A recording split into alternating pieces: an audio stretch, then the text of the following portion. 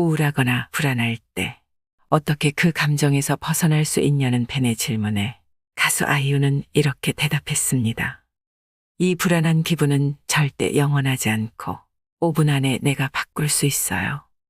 이 말을 다르게 표현하면 이렇게 말할 수 있습니다. 행복에 이르는 유일한 방법은 나의 의지로 할 수 없는 일에 대한 걱정을 멈추는 것이다. 행복하기 위해 철학을 읽고 배우는 것이 과연 분명한 효과가 있을까요? 그 대답을 얻기 위해서 7,000명을 대상으로 실험을 진행했습니다. 행복해지고 싶으세요? 그렇다면 단 일주일 동안만 스토아 철학자처럼 살아보세요. 실험 대상자 7,000명의 사람들은 매일 책을 읽고 토론하며 일주일 동안 스토아 철학자처럼 살려고 노력했습니다. 연구진은 일주일 후에 참가자들의 행복 수준을 측정했습니다. 그 결과 부정적인 감정이 평균 14% 감소하고 긍정적인 감정이 평균 10% 증가했으며 삶의 만족도가 평균 13% 증가했습니다. 철학을 내 삶에 받아들이는 것만으로도 행복도가 급상승한 것입니다. 그것도 단 일주일 만에 말이죠. 어떻게 이토록 놀라운 결과가 나올 수 있었을까요? 실험 참가자들이 스토아 철학자처럼 일주일 동안 살기 위해서 지켰던 5가지 원칙이 있었습니다. 첫째, 인생에서 일어나는 많은 일을 통제할 수 없다는 점을 인정해라. 둘째, 나의 감정은 세상을 바라보는 관점의 산물이다. 셋째, 모든 사람에게 그러하듯 때때로 나에게 안 좋은 일이 생길 수 있다는 사실을 받아들여라. 넷째, 나는 한 명에 고립된 개인이 아니다. 나를 인류의 일부 또는 자연의 한 부분으로 바라봐라. 다섯째, 내가 가지고 있는 것은 내 것이 아니다. 단순히 누군가가 빌려준 것이며 언젠가는 돌려줘야 한다. 스토아 철학은 무엇보다도 실용성이 돋보이는 철학입니다. 비행기를 놓쳤을 때, 길이 막히는데 악차가 끼어들었을 때, 무시무시한 병에 걸렸다는 진단을 받았거나 죽음을 앞두었을 때 등 대부분 상황에서 유용합니다. 오늘 소개해드릴 책은 불안을 이기는 철학입니다. 더 이상 불안해하며 인생을 낭비하지 마세요. 인정받지 못할 거라는, 사랑받지 못할 거라는, 성공하지 못할 거라는, 해내지 못할 거라는 막연한 불안과 무기력으로부터 자유로워지시길 바랍니다. 죽음을 인식할 것. 나의 죽음을 자주 생각해 봄으로써 두려움을 없애라. 부정적 시각화를 연습할 때는 다른 사람의 죽음을 생각하는 것뿐만 아니라 내 죽음에 대해서도 생각해 봐야 한다. 스토아 철학자들은 죽음의 가능성과 지상의 할당된 시간을 현실적으로 바라봤다. 그들은 죽음은 통제할 수 없지만 죽음을 어떻게 생각할지는 통제할 수 있다는 걸 깨달았다. 에픽테토스는 이렇게 말했다. 죽음을 피할 수는 없지만 적어도 죽음에 대한 두려움에서는 벗어날 수 있다. 스토아 철학자들은 죽음이라는 현실을 인정함으로써 죽음에 대한 공포에서 벗어났다. 고대 로마에서는 장군이 전투에서 승리하고 영광스럽게 귀환할 때 노예가 동행했다. 그 노예는 오늘의 승리가 영원하지 않으리라는 걸 상기시켜주는 역할을 했다. 메멘토 모리. 노예는 장군의 귀에 속삭였다. 언젠간 당신도 세상을 떠날 것임을 잊지 마십시오. 메멘토 모리에 담긴 의도는 자신도 언젠가 죽으리라는 생각에 길들라는 것이다. 죽음에 대한 끊임없는 공포 속에서 살면 죽음을 제대로 생각할 수 없다. 하지만 죽으리라는 점을 주기적으로 상기하면 정말 중요한 한 가지에 집중하게 된다. 바로 현재, 그러니까 우리가 살아가는 시간이다. 세네카는 인생론에서 다음과 같이 말했다. 당신은 마치 영원히 살 사람처럼 인생을 살고 있다. 절대 노쇠하지 않을 것처럼 말이다. 얼마나 많은 시간이 이미 흘렀는지 깨닫지 못한 채 항상 시간이 차고 넘칠 것처럼 낭비한다. 하지만 그 하루하루는 내가 누군가, 무언가에 헌신하는 마지막 날이 될지도 모른다. 두려울 땐 언젠가 죽으리라는 점을 염두에 두고 행동하고, 무언가를 원할 때는 불멸할 사람처럼 행동하라. 세네카가 이 말을 남긴 이후에도 크게 달라진 것은 없다. 우리는 여전히 영원히 죽지 않을 것처럼 살고 있다. 은퇴할 때까지 정말로 하고 싶은 일을 미루거나 어느 정도 돈을 벌어둬야만 휴식을 취할 수 있다고 생각하거나 우아한 교회 마을에 살기 위해 엄청난 돈을 대출받아야 한다고 생각한다.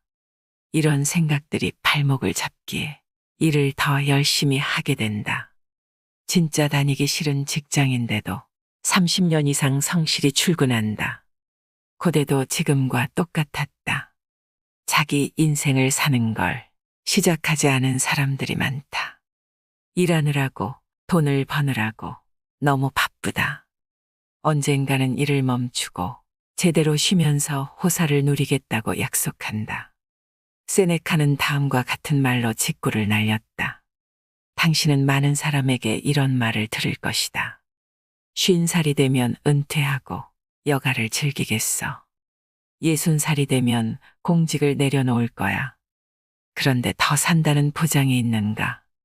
더 오래 살고 싶다고 생각하겠지만 누가 그렇게 해줄까? 인생의 남은 일부의 시간만을 온전히 본인을 위한 시간으로 여기고 어떤 일도 할 수 없을 때만 지혜를 얻기 위해 노력한다는 게 부끄럽지 않은가? 인생이 막을 내려야 할 때 비로소 진짜 인생이 시작된다니 이는 너무나 늦다. 우리에겐 일을 미루는 습관이 있고 바쁜 일상에서 자주 방향을 잃는다. 시간이 흐르고 늙어가는 동안에도 시간을 어떻게 쓰는지 거의 모르는 듯 싶다. 그러나 죽음을 생각하면 우리가 가진 시간에 집중할 수밖에 없다. 세네카는 이렇게 말했다. 시간의 가격을 매기는 사람, 하루의 가치를 아는 사람, 그리고 하루하루 죽어가고 있다는 걸 인식하는 사람이 있다면 한 명이라도 내게 보여줄 수 있는가? 죽음이 미래에 닥치리라는 생각은 옳지 않다. 죽음의 많은 부분은 이미 지나갔다. 과거의 삶은 죽은 시간이기 때문이다. 중요한 것과 그렇지 않은 것을 알 것. 변화에 어떻게 정신적으로 대비할 수 있을까? 그 상황에서 무엇을 통제할 수 있고 무엇을 통제할 수 없는지 생각해 봐야 한다. 우리가 완전히 통제할 수 있는 건 자신의 성품, 반응 및 행동, 타인을 대하는 방식 등 3가지뿐임을 떠올려라. 무언가를 통제할 수 없다면 받아들여야 한다. 한 번은 뉴스 프로그램에서 급변하는 이 시기에 사람들이 어떻게 대처하는 것이 좋은지 이야기를 나누는 장면을 본 적 있었다. 베테랑으로 보이는 한 기자가 갈대처럼 구부러지는 법을 배워야 한다고 답했다. 즉, 유연하면서도 땅에 발을 단단히 붙이고 있어야 한다는 뜻이다. 내가 통제할 수 있는 건 최대한으로 활용하고 통제할 수 없는 건 받아들여야 한다. 통제할 수 없다는 사실을 받아들이면 변화에 저항하려는 마음을 버릴 수 있다. 말이 쉽지 실천은 어렵다고 말할지도 모른다. 하지만 스토아 철학자들은 인간은 공경에 처하면 두려워하며 저항하기 마련이라는 사실을 알았고 변화와 격동의 시기를 헤쳐나가려면 무엇이 필요한지도 알고 있었다. 그래서 척박한 환경에서도 성공할 수 있었다. 에픽테토스는 이렇게 말했다. 우리는 늘 자기 자신에게 물어야 한다. 내가 통제할 수 있는 일인가, 통제할 수 없는 일인가. 위기에 의연할 것. 철학자들은 성품과 덕목, 합리적 사고를 기르고 보호해야 한다고 믿는 한편, 몸에 문제가 생기거나 가난해지는 건 선호하는 무심의 영역으로 봤다. 건강하거나 돈이 많은 건 선호할 만한 일이지만 결국에는 무심하게 대해야 한다는 것이다. 아우렐리우스는 명상록에서 무심의 범주 안에 들어가는 일에는 무심해야 한다라고 말했다. 돈이나 좋은 평판, 건강과 좋은 집을 선호한다고 할지라도 이를 가지고 있든 잃었든 무심해야 한다는 뜻이다. 가지면 좋지만 없어도 괜찮다는 얘기다. 갑자기 무언가를 잃고 고통스러워하지 않으려면 애초부터 무심한 게 훨씬 낫다. 무심은 위기가 닥쳤을 때를 대비해 내적으로 불굴의 용기와 힘을 키우는 방법이다. 세네카는 친구 루킬리우스에게 이렇게 조언했다.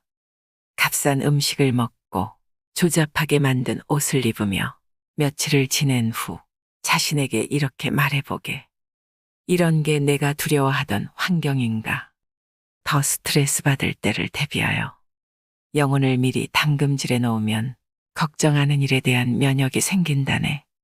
진짜로 초라한 침상을 준비하고 까슬거리는 망토를 걸치게. 빵도 딱딱해진 것만 먹게나 한 번에 사나흘 아니면 더 길게 이런 상황을 연습해보면 좋네.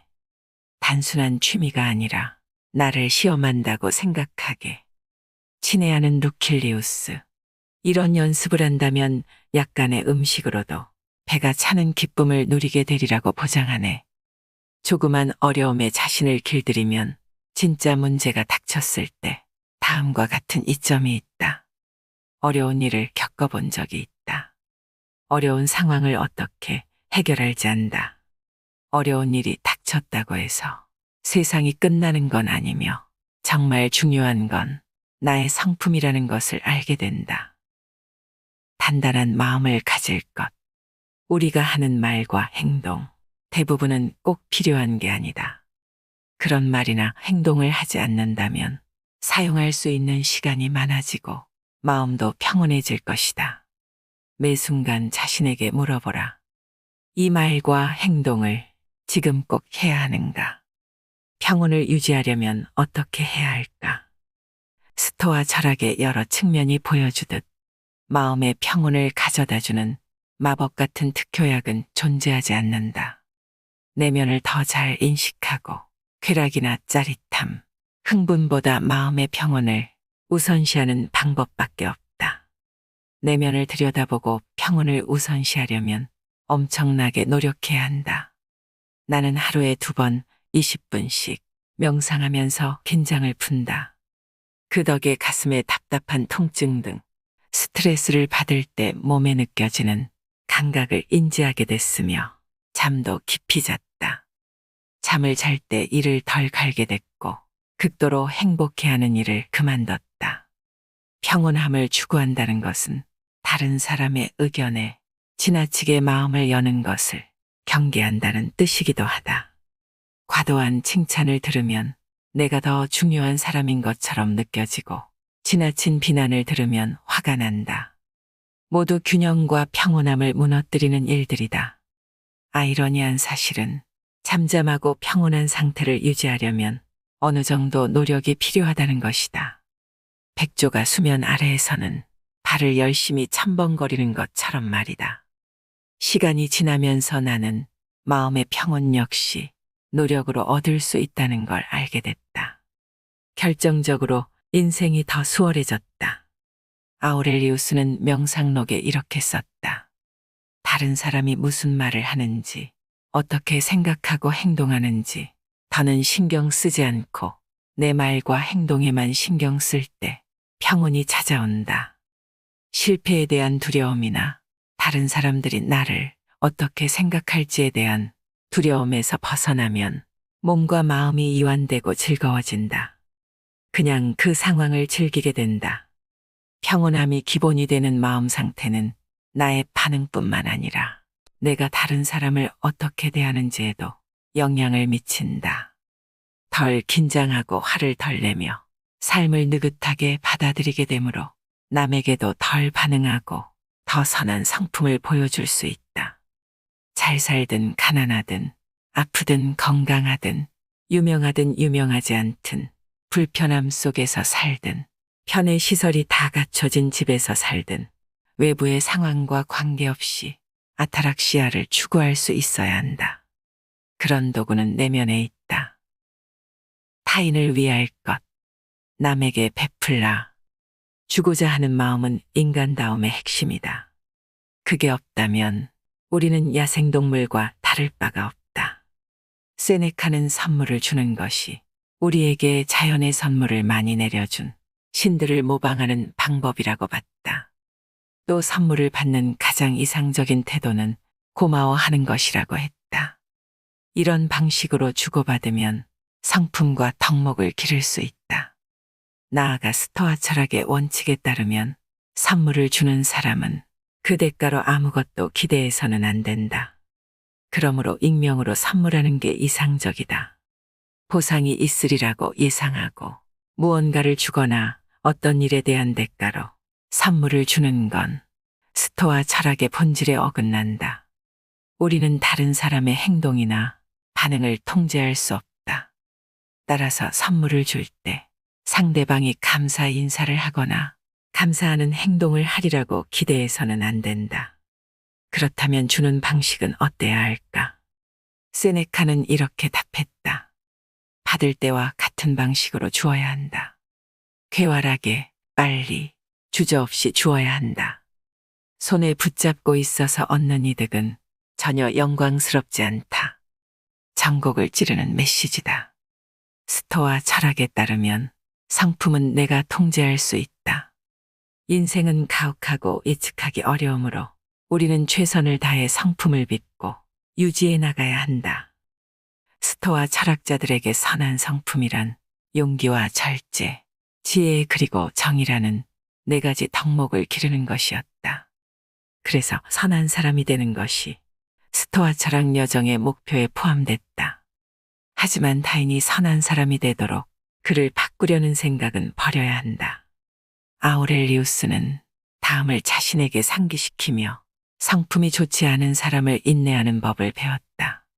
아침에 일어나면 우선 자신에게 이렇게 말하라.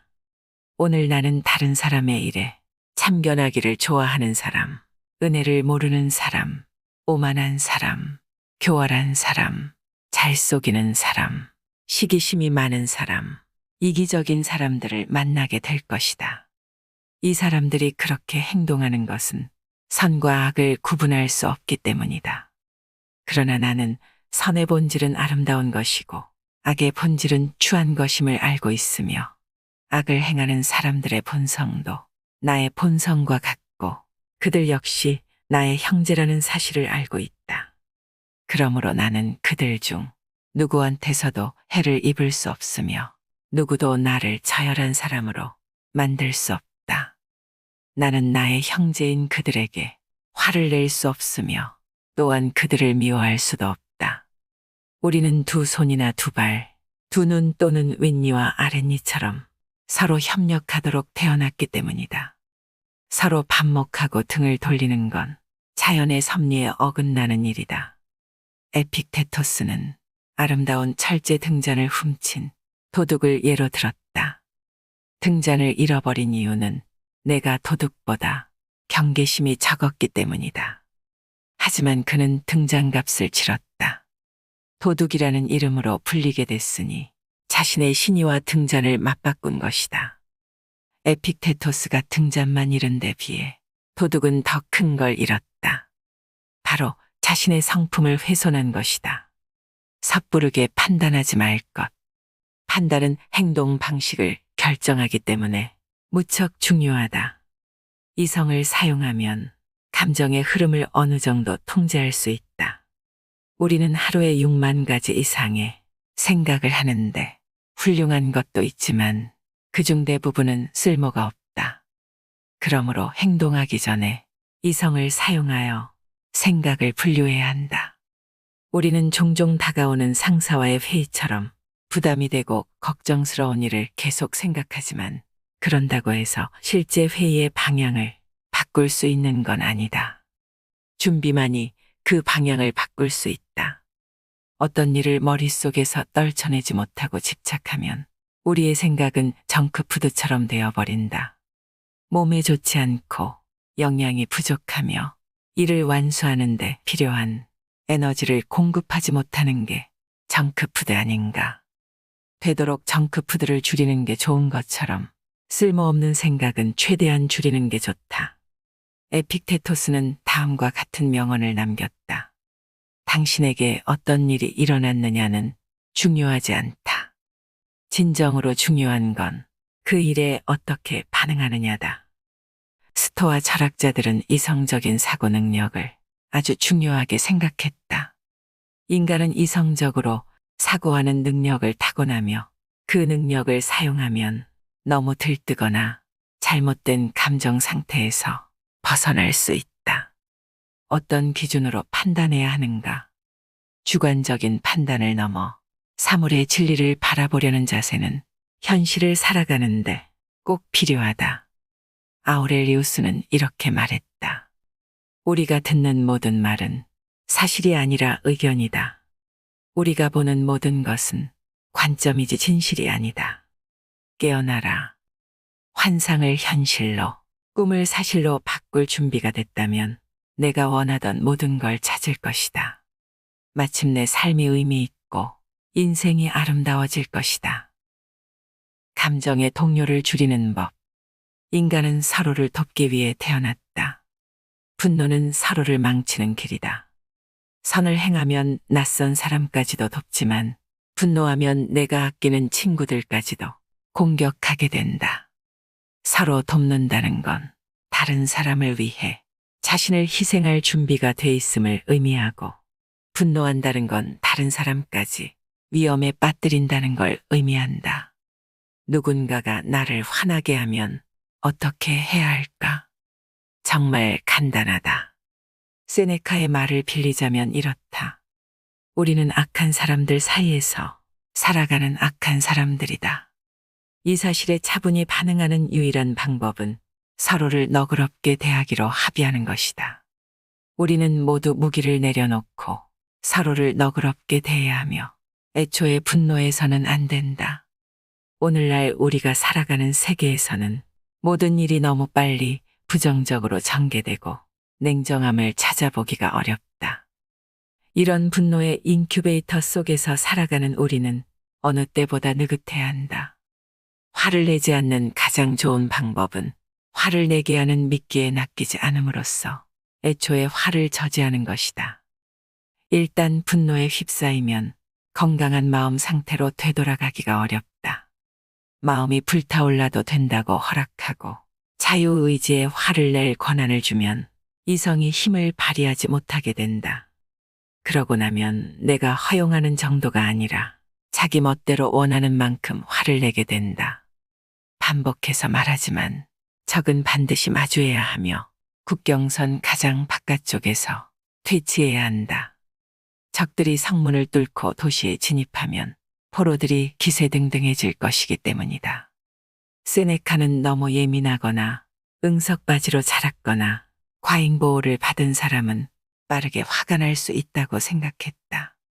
화를 낼 만한 자격이 있다는 느낌을 과도하게 발달시켜왔거나 지나치게 떠받들어졌거나 편안한 느낌에 너무나 익숙하기 때문이다. 충분히 단련돼 있지 않기 때문에 많은 일을 견디기 힘든 것이다. 스토아 철학자들은 근본적으로 회복 탄력성을 기르라고 주장했다. 회복 탄력성을 갖춘 사람은 부당한 일에 처하더라도 분노하거나 마음 졸이지 않고 그 상황을 어떻게 헤쳐나갈 수 있을지를 생각한다. 꼭 다른 사람에게 분노를 내뿜어야 하는 건 아니며, 분노할 때 느껴지는 감각을 인생의 변화가 필요하다는 신호로 바라볼 수 있다. 그러면 분노는 직관으로 변한다. 분노를 느낄 수는 있지만 그럴 때면 세네카가 추천한 기법을 사용해보자.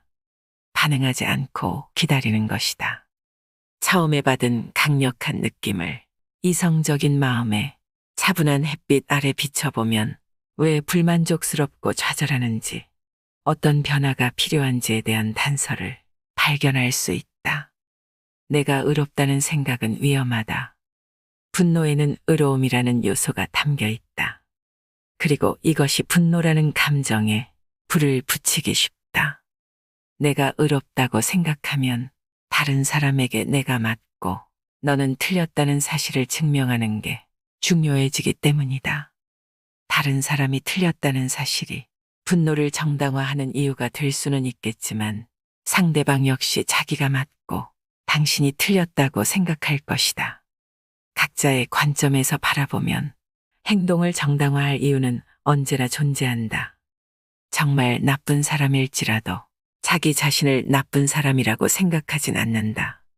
그들에게 잘못됐다고 말해봐도 생각을 바꿀 확률은 낮으며 오히려 방어적인 태도를 보일 것이다. 양 당사자가 절대 지지 않겠다고 나서면 교착 상태에 빠진다. 아우렐리우스는 이렇게 조언했다. 그들이 옳은 행위를 한다면 내가 불평할 이유가 없다. 옳지 않은 행위를 한다고 할지라도 분명 일부러 그런 건 아닐 것이다. 소크라테스는 고의로 진실을 부정하는 사람은 없다라고 말했다. 그렇게 옳지 않은 행동을 한 사람들은 누군가가 자신을 향해 정의롭지 않고 고마움을 모르며 비열하고 이웃을 화나게 했다고 비난하면 기분 나빠한다. 자신이 잘못했다는 것을 알지 못하기 때문이다. 아우렐리우스는 나를 화나게 한 사람을 악마라고 부르는 건 소용이 없다고 강조했다. 누군가가 당신에게 실수를 저지르거나 화를 불러일으키는 행동을 했는가? 다 똑같은 인간이니 분명 당신도 그런 행동을 한 적이 있을 것이다. 그는 말했다. 당신도 그 사람들과 다르지 않으며 다양한 방법으로 다른 사람들의 화를 돋운다. 이는 나만 도덕적인 사람이라고 생각하지 말라는 교훈을 준다. 분노를 조절할 줄 알더라도 나도 다른 사람을 짜증나게 할 수 있음을 마음에 새겨라. 이럴 때는 세네카의 조언을 따르면 된다. 서로를 너그럽게 대하기로 합의하라. 가진 것에 만족하는 법. 쾌락 적응은 쾌락의 쳇바퀴라고도 불린다. 이런 현상은 새로운 것을 손에 넣었을 때 느끼는 기쁨이 희미해지고 같은 수준의 행복감에 다다르기 위해서 더 많은 것, 더 좋은 것을 원할 때 일어난다. 이런 적응 과정은 정상적이고 흔하다. 한때는 원했던 대상도 적응하면 새로움이 사라지고 그 대상을 평범한 삶의 풍경에 통합한다. 우리는 배가 고프지 않을 때 먹고 목마르지 않을 때 마시고 필요하지 않은 것을 산 후 유용한 것 모두를 버린다. 누가 당신에게서 무언가를 사겠다고 하면 그가 사고 싶어 하는 걸 팔지 말고 원하지 않는 것을 팔아라. 팔이 8개이고 위가 2개이며 불태워도 되는 돈이 있는 듯 팔아버려라. 이건 사리에 맞는 게 아니라 악 자체다.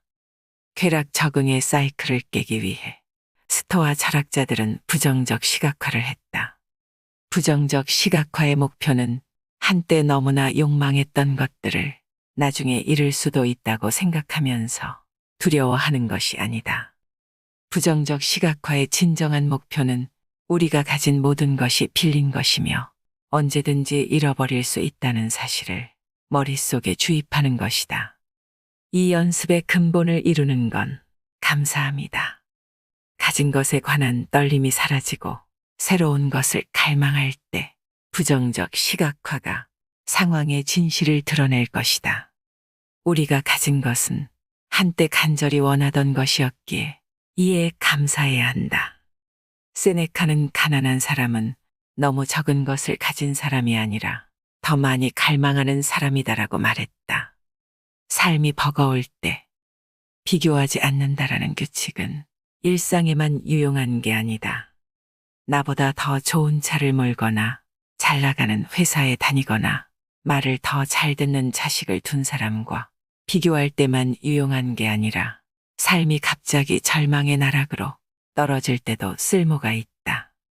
상황이 좋을 때 남과 끊임없이 비교한다면 상황이 좋지 않을 때는 정말로 고군분투하게 될 것이다.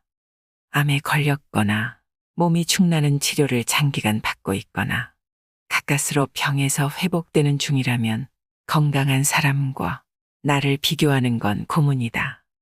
2번 고통받기에 정말로 비참해진다.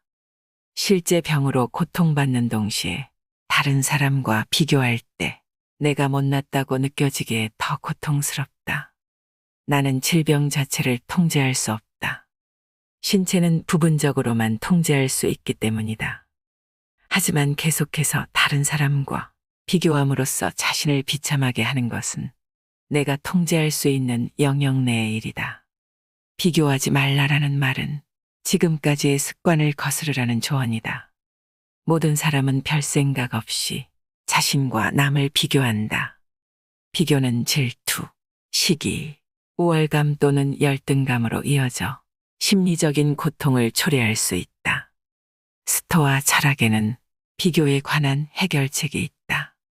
비교의 유해한 측면은 제쳐놓고 나와 비슷한 위치에 있는 사람에 비추어 내 모습을 바로잡는 것.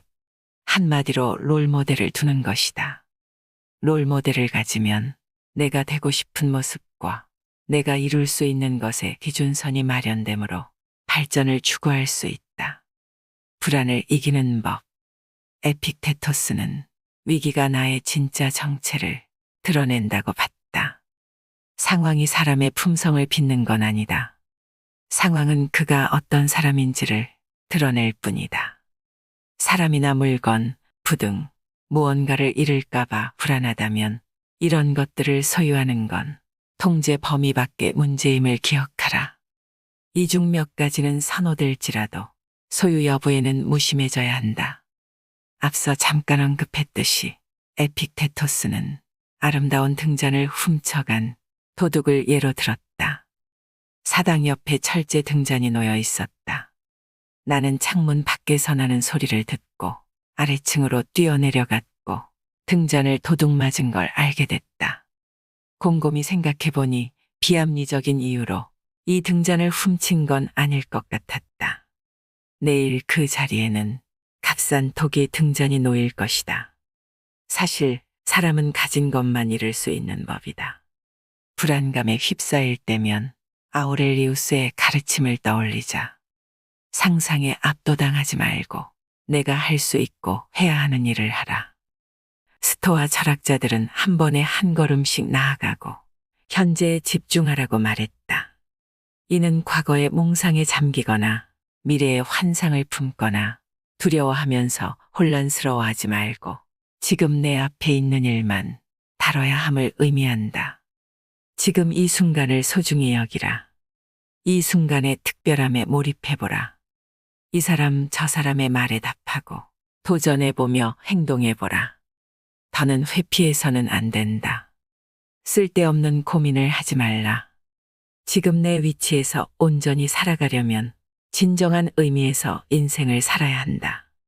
팔짱 낀 채 구경하지만 말고 참여하라. 노력하라. 에픽테토스의 말이다. 무언가를 잃는데 불안해해서는 안 된다는 사실을 상기시키고자 이 구절을 인용했다. 등잔, 직업, 돈, 심지어 우정마저 얻을 때도 있고 잃을 때도 있다. 우리가 걱정하고 집중해야 하는 건 성품이다.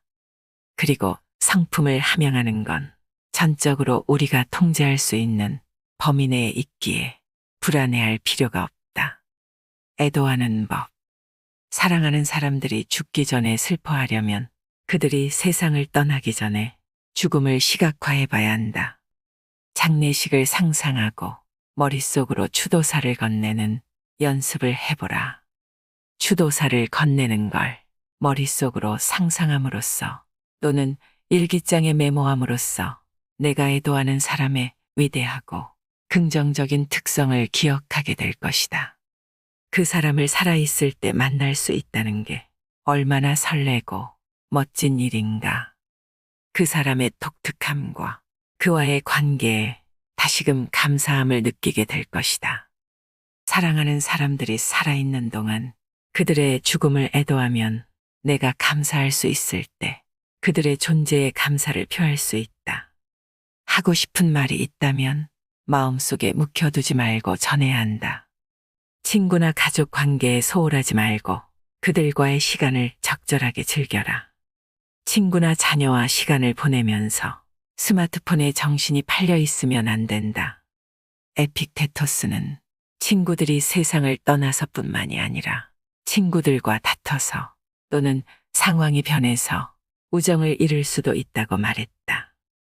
그러므로 지금 주변에 있는 사람들과의 시간을 최대한 활용해야 한다.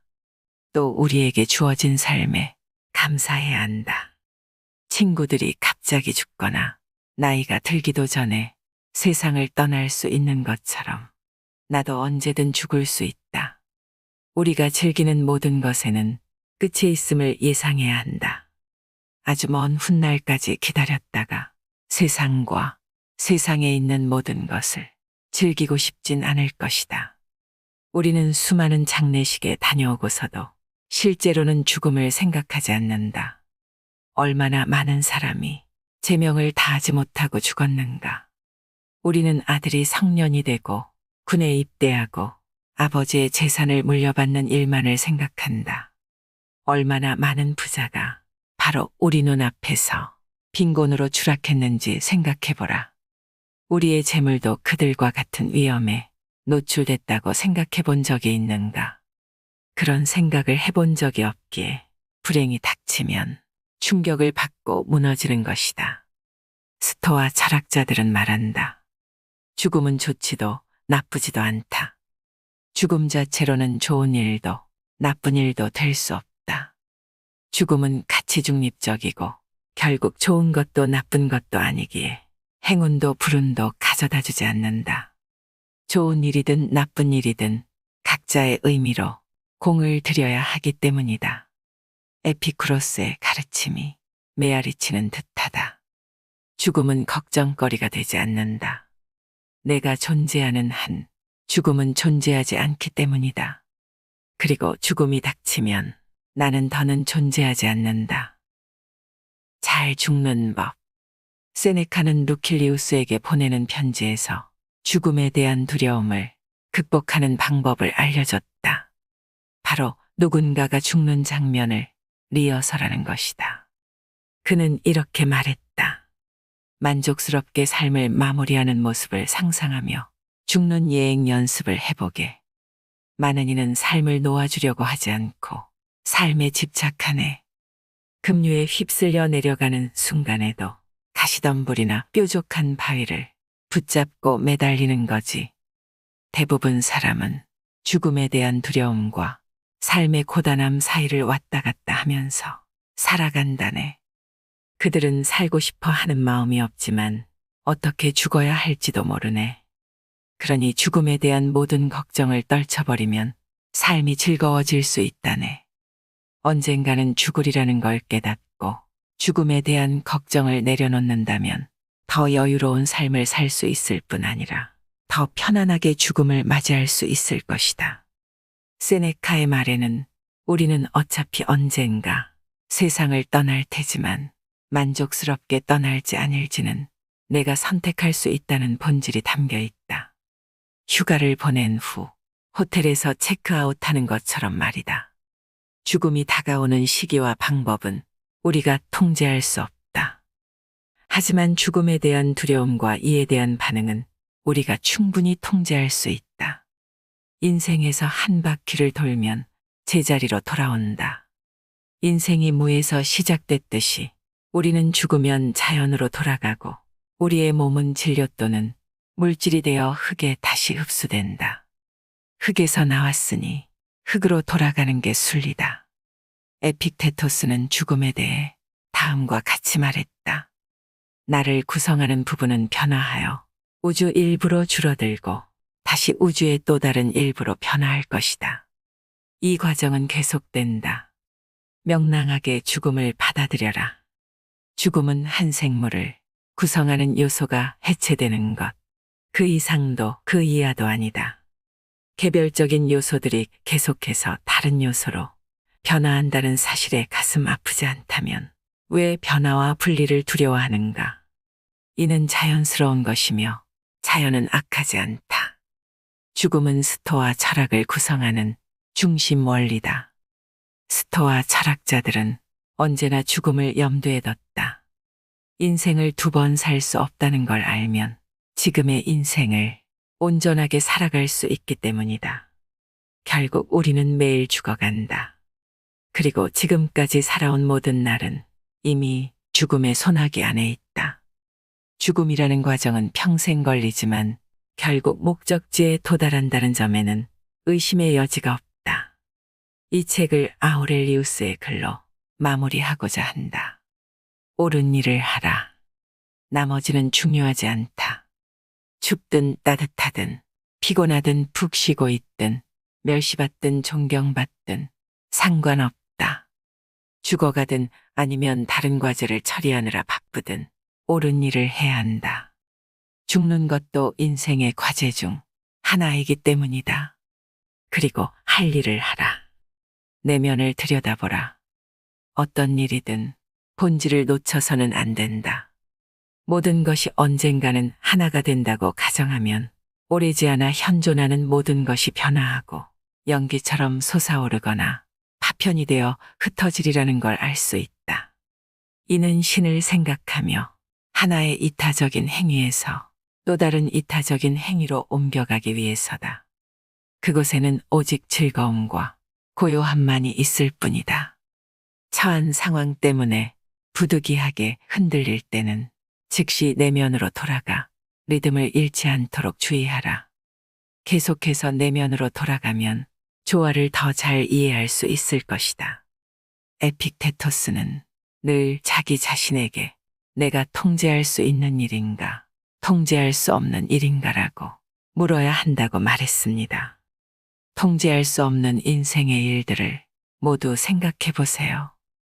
사고나 질병, 누구와 사랑에 빠질 것인지, 면접에서 뽑힐 것인지, 언제 팬데믹이 닥칠지 등 이 모든 건 통제할 수 없고 나는 아무런 결정권이 없습니다. 한마디로 우리는 우리의 행동 외에 모든 것을 통제할 수 없다는 것입니다.